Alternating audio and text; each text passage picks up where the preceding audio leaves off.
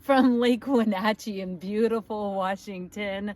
This is the Traveling Magi, here to give some perspective on this eclipse portal that we just have been moving through. The eclipse, the final chapter of that Libra eclipse that happened on October 2nd. We are on the other side.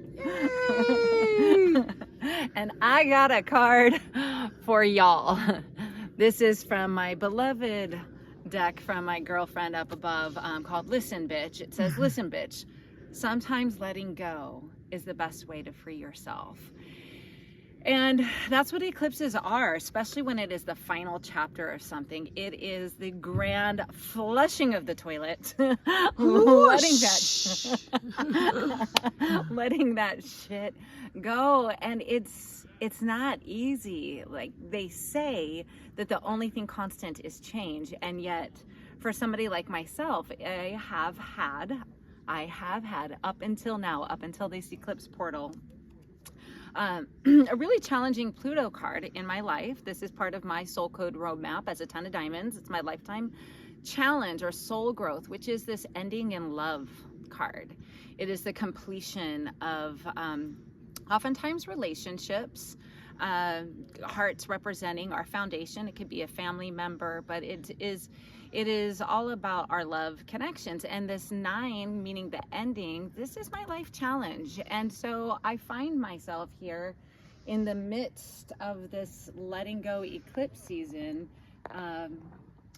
facing this card in a very strong way. And I was told by the fabulous Joan of Arc as I was leaving Teotihuacan that there was something that was going to be coming into my experience that I would need to armor up for a little bit, protect my heart, call my energy back into myself. And I often think of Joan of Arc as like Queen of Spades wisdom. She was so young, but she knew herself, and her wisdom was truly divinely connected from within. And people thought she was crazy. I mean, they freaking burned her at the stake, and from her inner knowing. And she's the one who came to me as I was leaving this amazing week-long, my first divorce dream retreat. I mean, yeah, it was birthed out of my divorce, this dream to host retreats. And so as I was leaving there from this really spiritual high of this lovely week of connection and vulnerability and sisterhood and facing the dragons, letting go of fear, releasing, speaking into the universe what has been kept in the dark, in the shadows. This eclipse was conjunct with Black Moon Lilith, and that is all about our shadow selves. And so I was being told to armor up as I came home, and with good reason. And so what's that behind you? That's what I was just going to segue to. And so I find myself, in the midst of this heartbreak here at this most incredible place in Lake Wenatchee, where we have these 2 docks. Well, like 1.5 docks now. And I really want to speak to the symbolism that these docks have been for me, and just this time going through this, again, this eclipse portal, being supported by friends, by sisterhood, by people who are intentionally seeking out meaningful experiences in a way of living. And so I find myself here meditating on these docks, right? Like, here we have this, I'm zooming in, this wooden dock that has, it doesn't look so secure right now. It's broken. It's falling apart in the middle. It's literally falling into the water, and you could see a piece out there because this lake is so clear. You could see a piece of the dock right out there. So I've been looking at this broken dock as a mirror, as a reflection of the people I have attracted into my life, the relationships and the situations that I've had. There's been a lot of reflection of my own brokenness, because that's what all relationships are. We all have meaning that we learn, whether it's from our most intimate partners to our friends, our dear friends, our parents, our siblings, our children, our co-workers. There's something to be learned, and they reflect something to us. So in my most intimate relationships,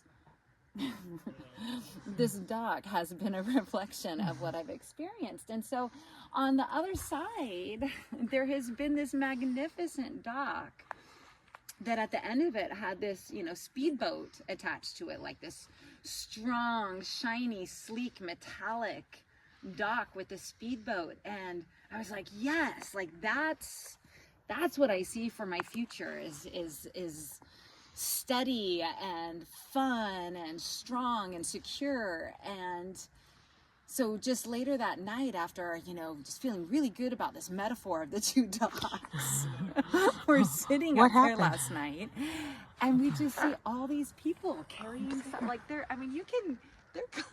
carrying it up right now. They start dismantling the dock. They start dismantling the dock, the strong, steady dock that I was like, yes, this is this is where I'm going to build my future, on this dock. And it's just being taken apart, literally, in front of our eyes. He's in scuba gear taking it apart right now. And so it just speaks to that impermanence of it all, of our experience here on earth, our life in these bodies. And like even experiences like this, it's impermanent. And so that's why we are always, by the ascended masters and the great teachers, called to live in the moment.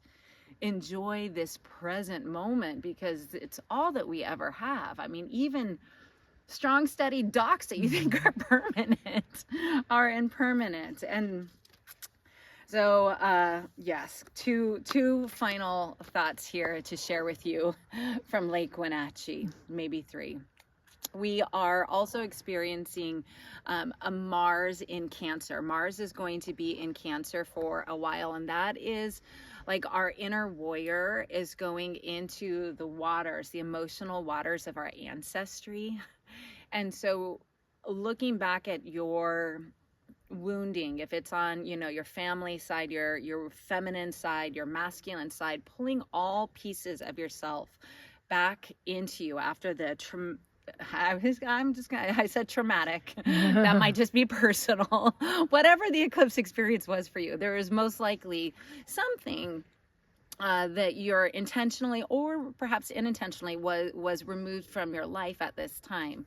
And it is, once you've released, very, very important to remember to call back in, to fill in those spaces with healing light, white light, purple light, golden, keep it golden. What is she wearing? What's that? Keeping it golden here. Yes, on our Golden Girl, our Golden Girl retreat. Impermanence. There is a prayer that was taught to me at a very challenging time in my life, and you can read all of my stories on letloverise.com.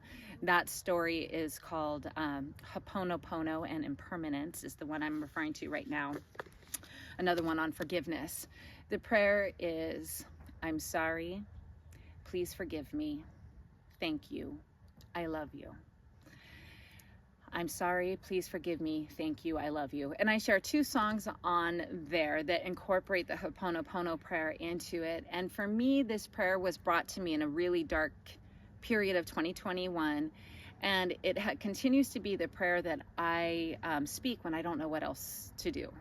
And I'm like, okay, I don't know. So I just say it. And sometimes I don't know who I'm saying it to. Sometimes I'm saying it to myself, to the whole universe. And I offer it to you if you are in the midst of something that is inexplicably hard, an unexpected change, to remember that forgiveness is something that we do for ourselves, and it often needs to happen again and again and again and again, and perhaps in the most unexpected times, like when I found myself in the Basilica of Our Lady of Guadalupe in Mexico City, where Mary Magdalene, the beautiful Mary Magdalene, and the Mother Mary, brought me to my knees and brought that prayer forward. And It was a necessary releasing. When we allow the release to happen and when we allow the letting go, we move through it quicker and our bodies might feel better and we feel more joy and alignment. It doesn't mean that we're not going to experience hard times still. However, we move through it a little bit better, perhaps, with a little bit more ease and flow. And so it is Ace of Spades day for me today. I thought that was groovy when I got up. I was like, oh, what's my card? So I'm just here speaking to you about the Magi wisdom. The Ace of Spades represents this ancient order of the Magi, which is wisdom found within what we considered a deck of playing cards. You can learn how to read these soul code messages and how they can help you navigate back onto your soul code roadmap if you feel just slightly out of alignment, which eclipses often do. They like knock you to one side, so it's pulling it back into center. And Isis is who came to me during our golden cougar golden girl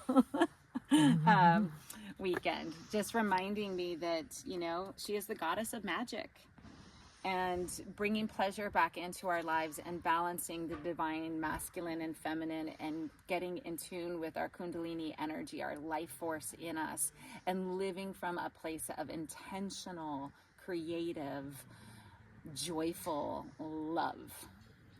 That is when we know that we are in alignment. So my wish for you is, let's get off the broken bridge.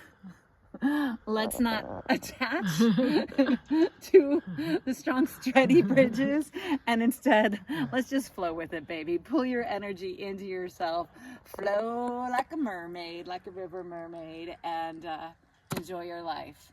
This is the Traveling Magi coming to you live from Lake Wenatchee. Wenatchee! Happy place.